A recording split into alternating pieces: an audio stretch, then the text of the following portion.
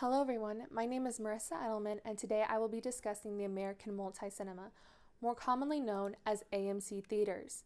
Honestly, when I saw this topic, I was more than happy to choose it as I personally love the AMC and am happy to have the opportunity to use my accounting skills. That said, what exactly will I be talking about today?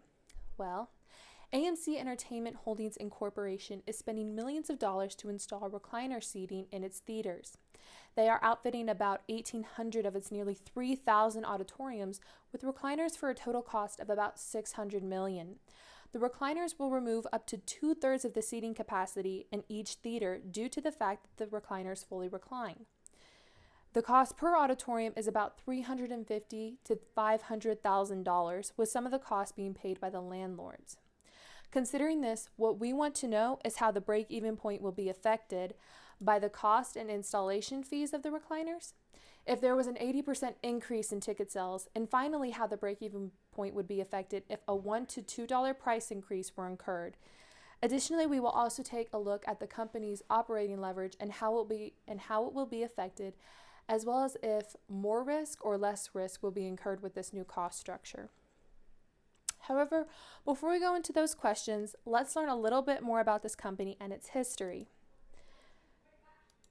The business itself originated in 1920 in downtown Kansas City under the Dubinsky brothers, Maurice, Edward, and Barney, when they purchased a movie house known as the Regent Theater. However, after the death of Maurice in 1929 and the retirement of Barney after being seriously injured in an automobile accident in 1936, it left Edward Dubinsky, who later changed his name to Deerwood. As the years passed on, Deerwood passed away on March 23rd of 1960. This is when Deerwood's son, Stanley, took over the company, renaming it American Multi-Cinema and ultimately building it into the theater we know today. Stanley was able to accomplish this great feat by introducing the idea of multi-screenings in one theater, much like the theaters in today's age. In 1963, Deerwood enacted his idea by building the first theater originally designed as multiplex. In 1966, Mr. Deerwood's company built its first 4-screen complex. A 6-screen complex later followed in 1969. Additionally, Deerwood is also credited with creating the armrest cup holders that are attached to the movie theater seats. Now, despite Stanley Deerwood passing away on July 14th of 1999, his business still prospered and is today owned by Wanda Group, a Chinese conglomerate headquartered in Dalian. Additionally, AMC is now known as the largest theater chain in the U.S. So, now that we know a little bit about this company, let's go ahead and take a look at those questions that I mentioned earlier. The first one being how that break-even point would be affected by the cost installation of these new recliners. So in order to answer this question, I want to take a look at two relationships.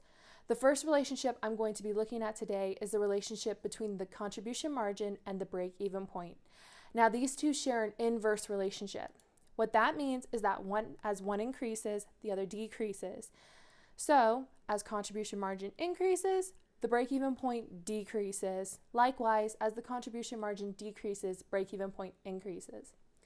The second relationship I want to look at is the relationship between fixed costs and break-even point. Unlike the first relationship, these two share a direct relationship, meaning that as one increases, the other also increases. With this information, here's the conclusion we can come to. The cost of the recliners and installation fees would ultimately increase the fixed costs, and therefore increasing the break-even point, as well as cause a decrease in the contribution margin, going off the relationships that I just showed you. So, the second point I'd like to look at is how the break-even point would be affected by an 80% increase in ticket sales. Just like the previous question, I'm going to pick this question a little apart and go by it step by step, so that way we can understand it a little more clearly. And I'm going to start that off by going a little review of what we've learned this past semester. We know that contribution margin equals sales minus variable expenses. That said, an increase in sales volume does not mean an increase in contribution margin per unit. And I want you to pay attention to what I just said. We're talking about sales volume, so the amount of units we sold, and we're talking about contribution margin per unit, not total contribution. So what does all of this mean? Well, moving on, we also know that the break-even point equals fixed expenses divided by contribution margin per unit. And we just learned that contribution margin per unit would not be increased because it's not affected by sales volume. So, with that said, contribution margin per unit does not change. Fixed expenses does not change. So our break-even point does not change. It stays the same. That said, an 80% increase in ticket sales does mean an increase in profit, as well as an increase in total contribution margin, which in turn means the company will be able to reach the break-even point even faster and increase its profitability. So summed up, our break-even point stays completely the same. We'll just be able to reach it a little bit faster because we're making more of a profit. So finally, the last point I want to look at regarding the break-even point is how a $1 to $2 increase in price would affect it. So this question is pretty simple, and it can pretty much be answered in one sentence. Sales price would increase, variable expenses would remain constant, and therefore we would increase the contribution margin. So to explain this, let's take a quick look at an example. So let's say that you have a product and you are going to sell it. Now, your sell price is $10 per unit and your variable expenses is $8 per unit. Once you find the difference between those, you're left with a $2 contribution margin. Now, let's say we're going to go ahead and increase that sales price by $2 and our variable expenses will remain constant. So let's go ahead and do the math. We're raising it from 10 to 12 and our variables remain at $8, which means that we just went from a $2 contribution margin to $4 contribution margin. So that's kind of explaining that sentence that I just said in a little more depth. Now let's take a look back at that relationship that I mentioned at the beginning. We know that as contribution margin increases, our break-even point decreases. So we just said our contribution margin is increasing. So the conclusion that we can come to with this question is that the increase of $1 to $2 in price would increase the contribution margin and therefore would decrease the break-even point. So we have all of this information. Now let's take a look at the company's operating leverage. Referring back to my first point, I told you that installation fees of these recliners would increase fixed costs and therefore decrease the contribution margin.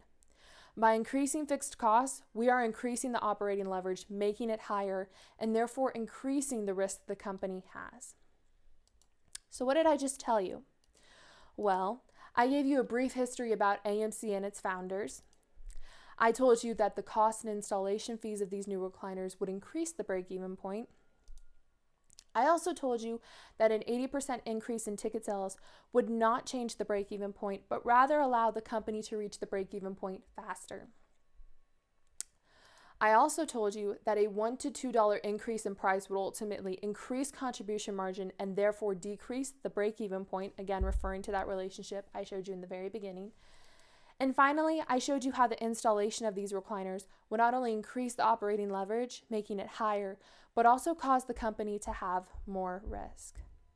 I thank you for your time and watching this video, and I hope you guys learned something and that it was easy to follow. Thank you. And here I'm all excited.